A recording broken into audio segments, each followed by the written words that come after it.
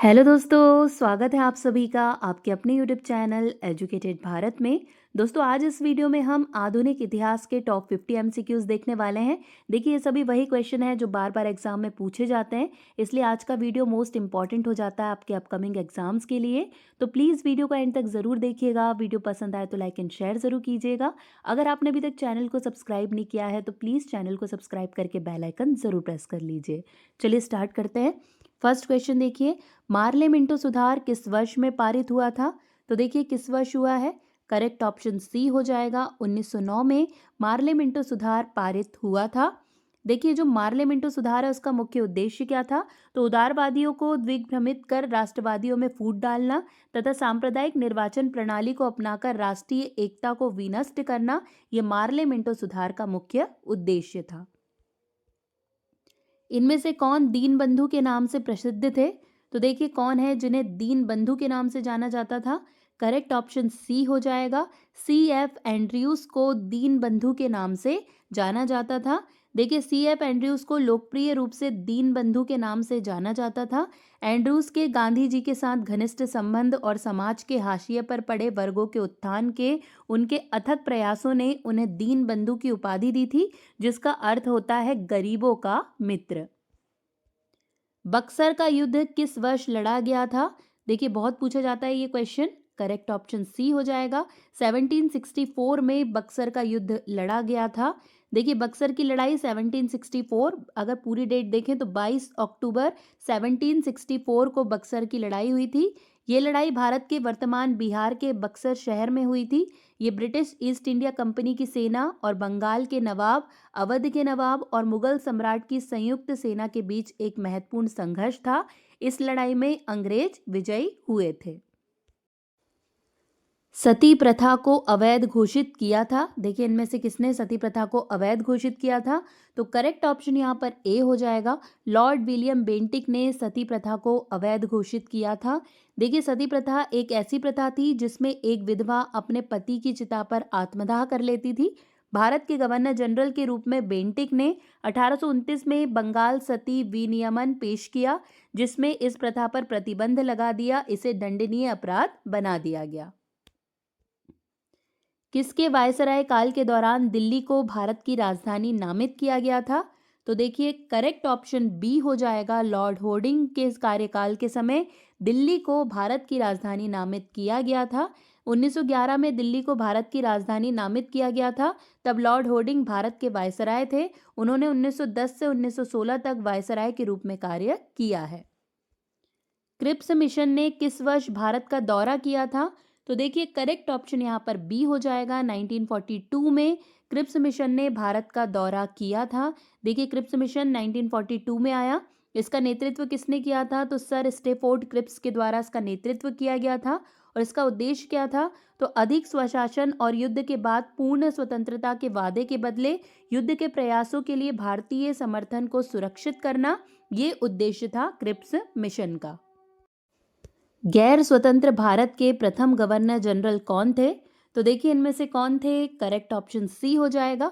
Lord William Bentinck ये गैर स्वतंत्र भारत के प्रथम गवर्नर जनरल थे। देखिए गैर स्वतंत्र भारत के पहले governor general Lord William Bentinck थे। उन्होंने 1828 से 1835 तक भारत के गवर्नर जनरल के रूप में कार्य किया था। अपने कार्यकाल के दौरान उन्होंने सती प्रथा का उन्मूलन, ठगों का दमन जैसे विभिन्न सुधार लागू किए थे। निम्नलिखित में से किस अधिनियम ने ब्रिटिश ईस्ट इंडिया कंपनी की शक्ति को पूरी तरह से छीन लिया? तो देखिए कौन सा एक्ट था वो। करेक्ट ऑप्शन सी हो जाएगा। भारत सरकार अधिनियम 1858 ने ब्रिटिश ईस्ट इंडिया कंपनी की शक्ति को पूरे तरीके से छीन लिया था। देखिए ये अधिनियम 1857 के भारतीय विद्रोह के बाद ब्रिटिश संसद द्वारा पारित किया गया था। इसने भारत में ईस्ट इंडिया कंपनी के शासन को समाप्त कर दिया और कंपनी की शक्तियों और जिम्मेदारियों को ब्रिटिश क्राउन को हस्तांतरित कर दिया। इस अधिनियम ने ब्रिटिश राज की स्थापना की और ब्रिटिश सरकार सीधे भारत पर शासन करने लगी। निम्नलिखित में से किसे भारत में स्थानीय स्वशासन के जनक के रूप में जाना जाता है? तो देखिए इनमें से किसे जाना जाता है। करेक्ट ऑप्शन यहाँ पर सी हो जाएगा। रिपन को, जो लॉर्ड रिपन है, उन्हें स्थानीय स्वशासन के जनक के रूप में जाना जाता है। देखिए रिपन का कार्यकाल कब से कब तक रहा था, तो 1880 से 1884 तक। उन्होंने 1882 में स्थानीय स्वशासन अधिनियम पारित किया, जिसने ग्रामीण और शहरी क्षेत्रों में निर्वाचित स्थानीय निकायों की स्थापना की। इस अधिनियम ने भारत में स्थानीय स्व सरकारी संस्थानों के विकास की नींव रखी और जमीनी स्तर पर लोकतांत्रिक शासन की दिशा में एक महत्वपूर्ण कदम उठाया था। दोस्तों, अगर वीडियो अच्छा लग रहा है तो प्लीज़ एक लाइक ज़रूर कीजिए और प्लीज़ इसे अपने 5 एजुकेशनल ग्रुप में ज़रूर से शेयर कर दीजिए। दोस्तों, भगवत गीता का पहला अंग्रेजी अनुवाद डैश के द्वारा किया गया था, तो देखिए किसके द्वारा किया गया। करेक्ट ऑप्शन डी हो जाएगा, चार्ल्स विल्किंस के द्वारा भगवत गीता का पहला अंग्रेजी अनुवाद किया गया था। देखिए चार्ल्स विल्किंस भगवत गीता का अंग्रेजी में अनुवाद करने वाले पहले व्यक्ति थे। उन्होंने इसे 1785 में पूरा किया और उनके अनुवाद ने गीता को पश्चिमी दुनिया से परिचित कराने में महत्वपूर्ण भूमिका निभाई थी। मुस्लिम लीग ने पाकिस्तान की अपनी मांग के समर्थन में प्रत्यक्ष कार्यवाही दिवस मनाया, तो देखिए कब मनाया था। करेक्ट ऑप्शन सी हो जाएगा, 16 अगस्त 1946 को मुस्लिम लीग ने पाकिस्तान की अपनी मांग के समर्थन में प्रत्यक्ष कार्यवाही दिवस मनाया था। देखिए 16 अगस्त 1946 को मुस्लिम लीग ने पाकिस्तान की मांग के समर्थन में प्रत्यक्ष कार्यवाही दिवस मनाया। प्रत्यक्ष कार्यवाही दिवस के परिणाम स्वरूप हिंदुओं और मुसलमानों के बीच व्यापक सांप्रदायिक हिंसा हुई, जिससे हजारों लोगों की जान चली गई और दोनों समुदाय के बीच विभाजन और गहरा हो गया। गदर पार्टी का गठन किसके द्वारा किया गया था। देखिए इनमें से किसके द्वारा किया गया है, तो बी करेक्ट हो जाएगा, लाला हरदयाल के द्वारा गदर पार्टी का गठन किया गया था। लाला हरदयाल एक प्रमुख भारतीय राष्ट्रवादी और क्रांतिकारी थे। वह गदर पार्टी के प्रमुख संस्थापकों में से एक थे, जिसकी स्थापना 1913 में सैन फ्रांसिस्को में भारत को ब्रिटिश शासन से मुक्त कराने के उद्देश्य से की गई थी। शुद्धि आंदोलन गैर हिंदुओं का हिंदू धर्म में रूपांतरण किसके द्वारा शुरू किया गया था, तो देखिए इनमें से किसके द्वारा किया गया। करेक्ट ऑप्शन बी हो जाएगा, स्वामी दयानंद सरस्वती के द्वारा शुद्धि आंदोलन चलाया गया था। देखिए शुद्धि आंदोलन का उद्देश्य क्या था, तो गैर हिंदुओं को हिंदू धर्म में परिवर्तित करना। स्वामी दयानंद सरस्वती एक प्रमुख हिंदू सुधारक और आर्य समाज के संस्थापक थे। स्वामी दयानंद सरस्वती हिंदू धर्म की श्रेष्ठता में विश्वास करते थे और जो लोग अन्य धर्मों में परिवर्तित हो गए थे उन्हें वापस लाकर हिंदू समुदाय को शुद्ध करने का प्रयास करते थे। दोस्तों, यहाँ पर जितने भी क्वेश्चन है वो सभी किसी ना किसी एग्जाम में पूछे गए हैं, इसलिए अब लास्ट तक जरूर देखते रहिए, क्योंकि हो सकता है आपके अपकमिंग एग्जाम में यहीं से कोई क्वेश्चन पूछ लिया जाए। वंदे मातरम पहली बार भारतीय राष्ट्रीय कांग्रेस के अधिवेशन में कब गाया गया था, तो देखिए किस वर्ष गाया गया है ये। करेक्ट ऑप्शन बी हो जाएगा, 1896 में वंदे मातरम सबसे पहले गाया गया था। देखिए वंदे मातरम पहली बार 1896 में भारतीय राष्ट्रीय कांग्रेस के सत्र में गाया गया था। इसके रचयिता कौन है, तो बंकिम चंद्र चट्टोपाध्याय इसके रचयिता हैं। और देखिए 1896 में भारतीय राष्ट्रीय कांग्रेस के अध्यक्ष कौन थे, तो रहीमतुल्ला ए सयानी। देखिए बहुत पूछा जाता है अध्यक्ष का नाम, तो आपको जरूर से याद रखना है। साइमन कमीशन की सिफारिशों के संदर्भ में निम्नलिखित में से कौन सा कथन सही है, तो देखिए इनमें से कौन सा कथन सही हो जाएगा, तो ए करेक्ट है। इसने प्रांतों में द्वैत शासन के स्थान पर उत्तरदायी सरकार स्थापित करने की सिफारिश की थी। देखिए साइमन कमीशन ने द्वैत शासन प्रणाली को बदलने की सिफारिश की, जहां सत्ता ब्रिटिश अधिकारियों और भारतीय मंत्रियों के बीच साझा की जाती थी, एक जिम्मेदार सरकार की प्रणाली के साथ, जहां निर्वाचित भारतीय मंत्रियों के पास प्रांतों में अधिक शक्ति और जिम्मेदारी होगी, ऐसा माना था साइमन कमीशन का। तीनों गोलमेज सम्मेलनों में भाग लेने वाले एकमात्र नेता कौन थे, तो देखिए करेक्ट ऑप्शन यहाँ पर डी हो जाएगा, बी आर अम्बेडकर, जो एकमात्र नेता थे तीनों गोलमेज सम्मेलनों में भाग लेने वाले। ये सम्मेलन भारत में संवैधानिक सुधारों पर चर्चा के लिए 1930 और 1932 के बीच लंदन में आयोजित किए गए थे। एक प्रमुख समाज सुधारक और दलित समुदाय के नेता बी आर अम्बेडकर ने इन सम्मेलनों में सक्रिय रूप से भाग लिया था। निम्नलिखित में से कौन स्वराजवादी समूह से संबंधित नहीं था, तो देखिए करेक्ट ऑप्शन बी हो जाएगा, सी राजगोपालाचारी। ये स्वराजवादी समूह से संबंधित नहीं थे। देखिए सी राजगोपालाचारी स्वराजवादी समूह से संबंधित नहीं थे। स्वराजवादी समूह 1920 के दशक के दौरान भारतीय राष्ट्रीय कांग्रेस के भीतर एक गुट था। उन्होंने ब्रिटिश साम्राज्य के भीतर स्वशासन और स्वराज के विचार का समर्थन किया। सी राजगोपालाचारी, जिन्हें राजा जी के नाम से भी जाना जाता है, भारतीय राष्ट्रीय कांग्रेस के एक प्रमुख नेता थे, लेकिन उन्होंने खुद को स्वराजवादी समूह के साथ नहीं जोड़ा था। किस अधिवेशन में कांग्रेस ने कांग्रेस का पहला मुस्लिम अध्यक्ष नियुक्त किया? तो देखिए कौन से वर्ष में ये हुआ था। करेक्ट ऑप्शन यहाँ पर इसका डी हो जाएगा 1887 में। देखिए बदरुद्दीन तैयब जी 1887 में भारतीय राष्ट्रीय कांग्रेस के पहले मुस्लिम अध्यक्ष और भारतीय राष्ट्रीय कांग्रेस के तीसरे अध्यक्ष बने थे। वर्ष 1917 के कांग्रेस के वार्षिक सत्र के अध्यक्ष डैश थे। तो देखिए 1917 में कौन थी? तो करेक्ट ऑप्शन यहाँ पर ए हो जाएगा, एनी बेसेंट। वर्ष 1917 में कांग्रेस की अध्यक्ष थी। देखिए एनी बेसेंट वर्ष 1917 में कांग्रेस के वार्षिक सत्र की अध्यक्ष थी। वह एक प्रमुख ब्रिटिश समाजवादी, महिला अधिकार कार्यकर्ता और थियोसोफिस्ट थी जो भारतीय राजनीति में शामिल हुई। वह भारतीय स्वशासन की वकालत और भारत में सामाजिक सुधार और महिलाओं के अधिकारों को बढ़ावा देने के प्रयासों के लिए जानी जाती थी। The first Indian war of independence 1857 पुस्तक किसके द्वारा लिखी गई थी? तो देखिए करेक्ट ऑप्शन यहाँ पर डी हो जाएगा, कार्ल मार्क्स के द्वारा ये पुस्तक लिखी गई है। जलियांवाला बाग नरसंहार का बदला लेने के लिए उधम सिंह ने निम्नलिखित में से किसकी हत्या कर दी थी? तो देखिए करेक्ट ऑप्शन यहाँ पर बी हो जाएगा, माइकल ओडायर की हत्या कर दी थी जलियांवाला नरसंहार का बदला लेने के लिए उधम सिंह ने। देखिए जलियांवाला बाग हत्याकांड 13 अप्रैल 1919 को घटी एक दुखद घटना थी, जहां रेजिनाल्ड डायर की कमान के तहत ब्रिटिश सैनिकों ने भारत के अमृतसर में एक शांतिपूर्ण सभा पर गोलियां चला दी, जिसके परिणाम स्वरूप सैकड़ों निर्दोष लोगों की मौत हो गई थी। नरसंहार में जीवित बचे उधम सिंह ने बदला लेने की कोशिश की और 1940 में लंदन में जनरल ओडायर की हत्या कर दी थी। विधवा पुनर्विवाह अधिनियम किसके शासनकाल में बनाया गया था? तो देखिए करेक्ट ऑप्शन यहाँ पर इसका सी हो जाएगा, लॉर्ड डलहौजी के शासनकाल के समय विधवा पुनर्विवाह अधिनियम बनाया गया था। देखिए ये अधिनियम 1856 में पारित किया गया था। इसका उद्देश्य विधवाओं को पुनर्विवाह करने से रोकने की प्रथा को समाप्त करना था। एक राजनीतिक पद्धति के रूप में सत्याग्रह का प्रयोग सबसे पहले गांधी जी ने 1906 में कहाँ किया था? तो देखिए करेक्ट ऑप्शन सी हो जाएगा, जोहान्सबर्ग में सबसे पहले प्रयोग किया था गांधी जी ने। देखिए सत्याग्रह, जिसका अर्थ है सत्य बल या आत्मा बल, महात्मा गांधी द्वारा विकसित एक अहिंसक प्रतिरोध तकनीक थी।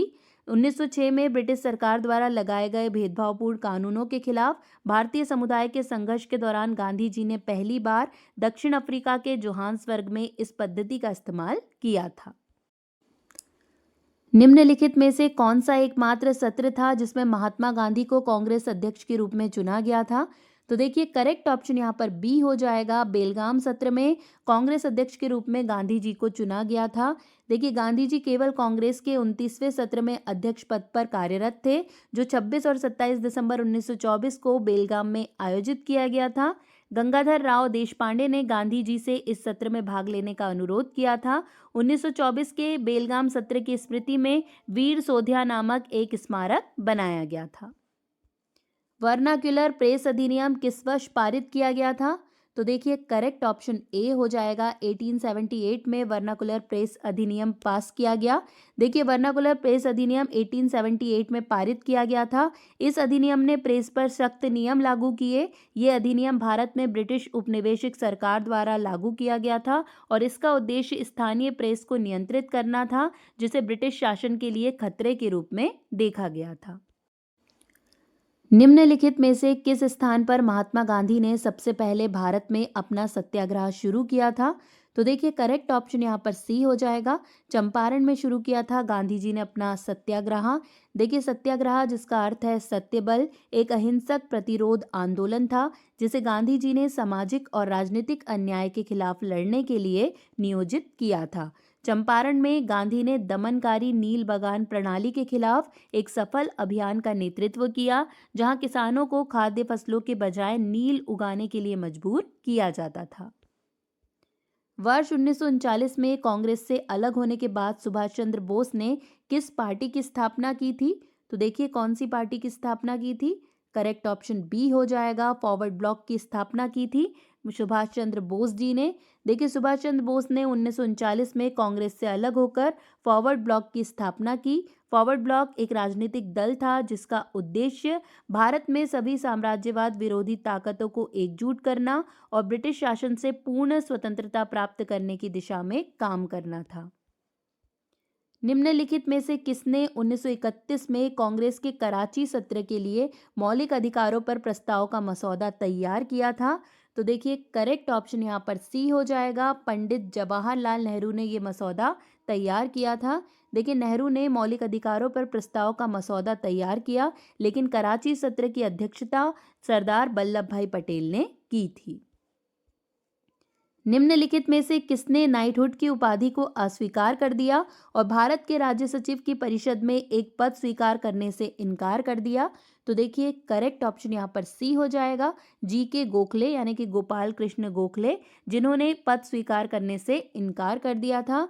जी.के. गोखले ने नाइटहुड की उपाधि को अस्वीकार कर दिया और भारत के राज्य सचिव की परिषद में एक पद स्वीकार करने से इनकार कर दिया। यह उनके सिद्धांतों के प्रति उनकी प्रतिबद्धता और सत्ता या पदवी के पदों से प्रभावित होने या समझौता करने से इनकार को दर्शाता है। निम्नलिखित में किसके तहत बंगाल धीरे धीरे मुगल नियंत्रण से अलग हो गया? तो करेक्ट ऑप्शन यहाँ पर इसका बी हो जाएगा। मुर्शिद कुली खान के तहत बंगाल धीरे धीरे मुगल नियंत्रण से अलग हो गया था। देखिए मुर्शिद कुली खान के अधीन बंगाल धीरे धीरे मुगल नियंत्रण से अलग हो गया। उन्होंने औरंगजेब के अधीन बंगाल के दीवान के रूप में अपना करियर शुरू किया था और वस्तुतः स्वतंत्र हो गए, लेकिन मुगल सम्राट को कर भेजते रहे थे। जब कांग्रेस स्वयंसेवकों ने धरसाना नमक डिपो पर छापा मारा तो महात्मा गांधी किस जेल में बंद थे? तो देखिए कौन से जेल में बंद थे महात्मा गांधी? तो ए करेक्ट हो जाएगा, यरवदा जेल में बंद थे महात्मा गांधी। देखिए धरसाना नमक डिपो पर कांग्रेस स्वयंसेवकों द्वारा छापा मारने पर महात्मा गांधी को पहले ही गिरफ्तार कर लिया गया था और यरवदा जेल में बंद कर दिया गया था। सरोजनी नायडू, इमाम साहब और मणिलाल ने 21 मई 1930 को धरसाना नमक कारखाने पर छापे का नेतृत्व करने का कार्य संभाला था। निम्नलिखित में से किसने दिल्ली के लाल किले में प्रसिद्ध भारतीय राष्ट्रीय सेना परीक्षण में बचाव पक्ष के वकीलों का नेतृत्व किया? तो देखिए करेक्ट ऑप्शन यहाँ पर डी हो जाएगा। भूला भाई देसाई ने ये नेतृत्व किया था। देखिए भूला भाई देसाई भारतीय राष्ट्रीय सेना अधिकारियों शाहनवाज खान, प्रेम कुमार सहगल और गुरबख्श सिंह ढिल्लों के बचाव में अग्रणी वकील थे। अक्टूबर 1945 में लाल किले पर कोर्ट मार्शल सुनवाई शुरू हुई थी। 1859 में लॉर्ड कैनिंग द्वारा शुरू की गई पोर्टफोलियो प्रणाली को किस अधिनियम ने मान्यता दी? तो देखिए करेक्ट ऑप्शन यहाँ पर इसका ए हो जाएगा। भारतीय परिषद अधिनियम 1861 ने मान्यता दी थी। देखिए भारतीय परिषद अधिनियम 1861 ने लॉर्ड कैनिंग द्वारा शुरू की गई पोर्टफोलियो प्रणाली को मान्यता दी। इस प्रणाली के तहत वायसराय की परिषद के एक सदस्य को सरकार के एक या अधिक विभागों की प्रभारी बनाया गया था और उसे इस विभाग के मामले पर परिषद की ओर से अंतिम आदेश जारी करने का अधिकृत किया गया था। 1632 में ब्रिटिश ईस्ट इंडिया कंपनी के पक्ष में गोल्डन फरमान किसने जारी किया था? तो देखिए करेक्ट ऑप्शन यहाँ पर ए हो जाएगा। अब्दुल्ला कुतुब शाह ने गोल्डन फरमान जारी किया था। देखिए वर्ष 1632 में गोलकुंडा के सुल्तान अब्दुल्ला कुतुब शाह द्वारा ईस्ट इंडिया कंपनी को गोल्डन फरमान जारी किया गया था। इस फरमान ने उन्हें मछलीपट्टनम में अपने कारखाने को फिर से खोलने की अनुमति दी और इससे कंपनी की स्थिति में सुधार हुआ था। भारतीय राष्ट्रीय कांग्रेस की स्थापना के समय निम्नलिखित में से कौन ब्रिटिश भारत का वायसराय था? तो देखिए कौन था? करेक्ट ऑप्शन ए हो जाएगा, लॉर्ड डफरिन उस समय वायसराय थे। देखिए जब भारतीय राष्ट्रीय कांग्रेस की स्थापना हुई तब लॉर्ड डफरिन ब्रिटिश भारत के वायसराय थे। भारतीय राष्ट्रीय कांग्रेस की स्थापना 1885 में लॉर्ड डफरिन के कार्यकाल के दौरान हुई थी। गांधी जी को सबसे पहले महात्मा गांधी किसने कहा, मतलब महात्मा किसने कहा? तो देखिए करेक्ट ऑप्शन यहाँ पर ए हो जाएगा। रविंद्रनाथ टैगोर ने सबसे पहले महात्मा गांधी को महात्मा कहा था। एक प्रसिद्ध कवि और दार्शनिक टैगोर ने गांधी जी के अहिंसा, सत्य और सादगी के सिद्धांतों को पहचाना और उनकी प्रशंसा की, जिसके कारण उन्हें महात्मा अर्थात महान आत्मा की उपाधि दी गई। भारत में संवैधानिक सुधारों पर चर्चा के लिए ब्रिटिश सरकार द्वारा कितने गोलमेज सम्मेलन आयोजित किए गए? तो देखिए कितने गोलमेज सम्मेलन हुए थे? तो ए करेक्ट हो जाएगा, 3 गोलमेज सम्मेलन आयोजित किए गए। भारत में संवैधानिक सुधारों पर चर्चा के लिए ब्रिटिश सरकार द्वारा 3 गोलमेज सम्मेलन आयोजित किए गए थे। ये सम्मेलन 1930 से 1932 के बीच लंदन में हुए। पहला गोलमेज सम्मेलन 1930 में, दूसरा 1931 में और तीसरा जो है वो 17 नवंबर 1932 से 24 दिसंबर 1932 के बीच हुआ था। निम्नलिखित में से किसे पंजाब केसरी के नाम से जाना जाता है? तो देखिए करेक्ट ऑप्शन यहाँ पर ए हो जाएगा। लाला लाजपत राय को पंजाब केसरी के नाम से जाना जाता है। लाला लाजपत राय को पंजाब केसरी के नाम से जाना जाता है क्योंकि वहाँ भारतीय स्वतंत्रता आंदोलन के एक प्रमुख नेता और पंजाब के अधिकारों के प्रबल समर्थक थे। उन्होंने ब्रिटिश शासन के खिलाफ लड़ने के लिए पंजाब के लोगों को संगठित करने और प्रेरित करने में महत्वपूर्ण भूमिका निभाई। उनके निडर और दृढ़ व्यक्तित्व के कारण उन्हें पंजाब केसरी की उपाधि मिली, जिसका अर्थ होता है पंजाब का शेर। भारत में सहायक गठबंधन प्रणाली किसके द्वारा शुरू की गई थी? तो देखिए इनमें से किसके द्वारा शुरू की गई? करेक्ट ऑप्शन ए हो जाएगा, लॉर्ड वेलेस्ली के द्वारा भारत में सहायक गठबंधन प्रणाली की शुरुआत की गई। देखिए लॉर्ड वेलेस्ली ने 1798 से 1805 तक गवर्नर जनरल के रूप में अपने कार्यकाल के दौरान भारत में सहायक गठबंधन प्रणाली की शुरुआत की। इस प्रणाली के तहत भारतीय रियासतों को ब्रिटिश संरक्षण स्वीकार करना और अपने क्षेत्र में एक ब्रिटिश सहायक बल बनाए रखना आवश्यक था। उन्हें इन सेनाओं के रखरखाव के लिए भी भुगतान करना पड़ता था, जिससे अक्सर रियासतों पर वित्तीय दबाव पड़ता था। इस प्रणाली ने ब्रिटिश को भारतीय राज्यों पर नियंत्रण स्थापित करने और क्षेत्र में अपना प्रभाव बढ़ाने की अनुमति दी थी। विनोबा भावे ने वर्ष 1940 में व्यक्तिगत सत्याग्रह किस स्थान से प्रारंभ किया? तो देखिए कौन से स्थान से किया? तो करेक्ट ऑप्शन डी हो जाएगा, पवनार महाराष्ट्र से प्रारंभ किया था। देखिए विनोबा भावे ने वर्ष 1940 में पवनार महाराष्ट्र से व्यक्तिगत सत्याग्रह प्रारंभ किया। देखिए पहले सत्याग्रही आचार्य विनोबा भावे, दूसरे जवाहरलाल नेहरू और तीसरे ब्रह्मदत्त। ये तीनों का ही नाम आपको याद रखना है क्योंकि ये पूछा जाता है। वर्ष 1802 में ब्रिटिश ईस्ट इंडिया कंपनी के साथ बेसिन की संधि पर किसने हस्ताक्षर किए थे? तो देखिए करेक्ट ऑप्शन यहाँ पर सी हो जाएगा, बाजीराव द्वितीय ने बेसिन की संधि पर हस्ताक्षर किए थे। बाजीराव द्वितीय ने 1802 में ब्रिटिश ईस्ट इंडिया कंपनी के साथ बेसिन की संधि पर हस्ताक्षर किए। ये संधि महत्वपूर्ण थी क्योंकि इसने मराठा साम्राज्य पर ब्रिटिश प्रभाव और नियंत्रण स्थापित किया था। निम्नलिखित में से किसे भारतीय शिक्षा का मैग्ना कार्टा भी कहा जाता है? तो देखिए करेक्ट ऑप्शन यहाँ पर इसका ए हो जाएगा, वुड्स डिस्पेच को भारतीय शिक्षा का मैग्ना कार्टा कहा जाता है। Sir Charles Wood English east India company के नियंत्रण बोर्ड के अध्यक्ष थे। उन्होंने सुझाव दिया कि प्राथमिक विद्यालयों को स्थानीय भाषाओं को अपनाना चाहिए, हाई स्कूल को एंग्लो वर्नाकुलर भाषा को अपनाना चाहिए, कॉलेज स्तर पर शिक्षा के लिए अंग्रेजी माध्यम को अपनाना चाहिए। इसे वुड डिस्पेच के नाम से जाना जाता है। भारतीय राष्ट्रीय कांग्रेस के एक सत्र की अध्यक्षता करने वाली पहली महिला डैश थी। तो देखिए कौन थी पहली महिला? करेक्ट ऑप्शन यहाँ पर डी हो जाएगा, सरोजनी नायडू भारतीय राष्ट्रीय कांग्रेस के एक सत्र की अध्यक्षता करने वाली पहली भारतीय महिला थी। देखिए भारत की कोकिला के नाम से मशहूर सरोजनी नायडू कांग्रेस अध्यक्ष बनने वाली दूसरी महिला, मतलब पहली एनी बेसेंट थी और पहली भारतीय महिला थी। 1925 में उन्होंने कानपुर अधिवेशन की अध्यक्षता की। उनकी कुछ साहित्यिक कृतियों में golden threshold, the broken wing, the word of time, the magic lewd शामिल है। 1857 के विद्रोह का तात्कालिक कारण क्या था? तो देखिए करेक्ट ऑप्शन बी हो जाएगा, एनफील्ड बंदूकों का परिचय। ये 1857 के विद्रोह का तात्कालिक कारण था। देखिए 1857 के विद्रोह का तात्कालिक कारण एनफील्ड राइफलों का आगमन था, जिसके बारे में कहा जाता है कि ये गोमांस और सुअर के मांस से बने चर्बीयुक्त आवरण के कारण ही ये जो विद्रोह है उसे इसने जन्म दिया था। भारत के किस गवर्नर जनरल को भारतीय प्रेस का मुक्तिदाता कहा जाता है? तो देखिए ये बहुत ज़्यादा इंपॉर्टेंट क्वेश्चन है, बहुत बार रिपीट हुआ है। करेक्ट ऑप्शन बी हो जाएगा, सर चार्ल्स मेटकॉफ को भारतीय प्रेस का मुक्तिदाता कहा जाता है। देखिए सर चार्ल्स मेटकॉफ को भारतीय प्रेस के मुक्तिदाता के रूप में जाना जाता है, जिन्होंने प्रसिद्ध प्रेस कानून के माध्यम से स्थानीय प्रेस पर सभी प्रतिबंधों को समाप्त कर दिया था। 1941 में कलकत्ता में भारतीय बोल्शेविक लेनिन पार्टी की स्थापना किसने की? तो देखिए करेक्ट ऑप्शन ए हो जाएगा। अजित राय और इंद्रसेन के द्वारा भारतीय बोल्शेविक लेनिन पार्टी की स्थापना की गई थी। भारतीय बोल्शेविक लेनिन पार्टी की स्थापना अजित राय और इंद्रसेन ने 1941 में कलकत्ता में की थी। फ्री प्रेस जर्नल समाचार पत्र के संस्थापक संपादक कौन थे? तो देखिए करेक्ट ऑप्शन यहाँ पर डी हो जाएगा, S Sadanand free press journal के संस्थापक संपादक थे। देखिए फ्री प्रेस जर्नल एक भारतीय अंग्रेजी भाषा का दैनिक समाचार पत्र है जिसकी स्थापना 1930 में भारतीय स्वतंत्रता आंदोलन के समर्थन के लिए स्वामीनाथन सदानंद द्वारा की गई थी। ये मुंबई से प्रकाशित होता था। मॉन्टेग्यू चेम्सफोर्ड रिपोर्ट ने डैश को आधार बनाया था। तो देखिए करेक्ट ऑप्शन यहाँ पर इसका बी हो जाएगा, भारत सरकार अधिनियम 1919 का आधार बना। देखिए मॉन्टेग्यू चेम्सफोर्ड सुधार 1919 में ब्रिटिश भारत में उपनिवेशिक सरकार द्वारा पेश किया गया था।